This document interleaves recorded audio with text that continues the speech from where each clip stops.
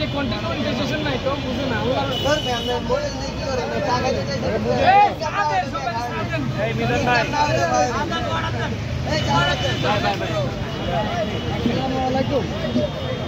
মিজান ভাই আপনি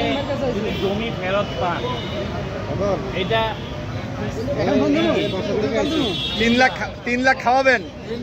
ও 3টা গরু খাওয়াবেন 3টা গরু কাদের খাওয়াবেন 3টা গরু কাদের খাওয়াবেন এটা বলেন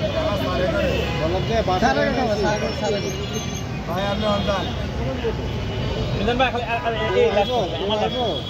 আচ্ছা মিজান ভাই এই জমির বিষয়টা প্রথমে ইউটিউবাররাই তুলে ধরছে ইউটিউবারের কোনো ভাগ্য হবে না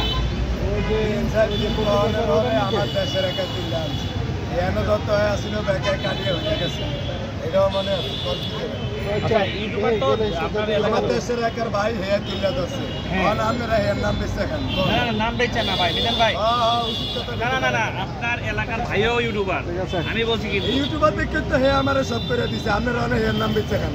না ভাই বলতে চাই সেও ইউটিউবার আমিও ইউটিউবার তাই না আমিও ইউটিউবে ভিডিও দেই ঠিক আছে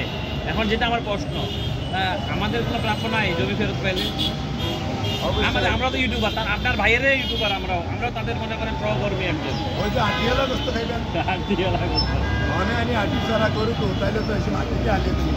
এসে মাটিও আলিয়ে দিই 3টা গরুর একটা ইউটিউবারদের জন্য দিয়ে দেন ঠিক আছে তোমাদের উদ্যোগ হইব আমার এই ঢাকা শহর হ্যাঁ আরেকটা হইব আমার সানপুর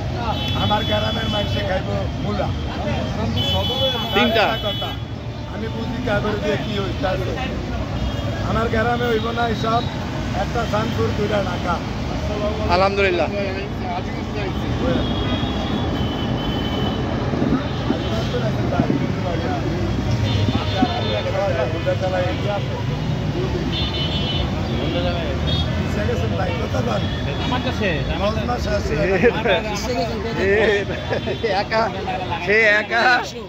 একা ইউটিউবার অনেকগুলা তারপরে মিজান ভাইয়ের সঙ্গে কথা বলে কেউ পারতেছে না মিজানের সঙ্গে আমরা কথা বলে পাচ্ছি না যারা আছি আমরা এখানে দেখেন আমার মাথাটা নষ্ট করতে হারিনি মারতে যান কেন তাহলে মারতে যাই ওই যে নাটক বানায় তো মাথায় তো যায় আপনারা নাটক বানাইলে তো মারবো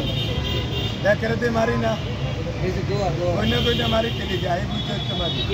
আমি ওরা বাদ দিতে গেলে টোকন দিতে গেলে ইন্দামান বানে মিজান ভাই বেকার আগে বানায় এই যে এই লোক একটু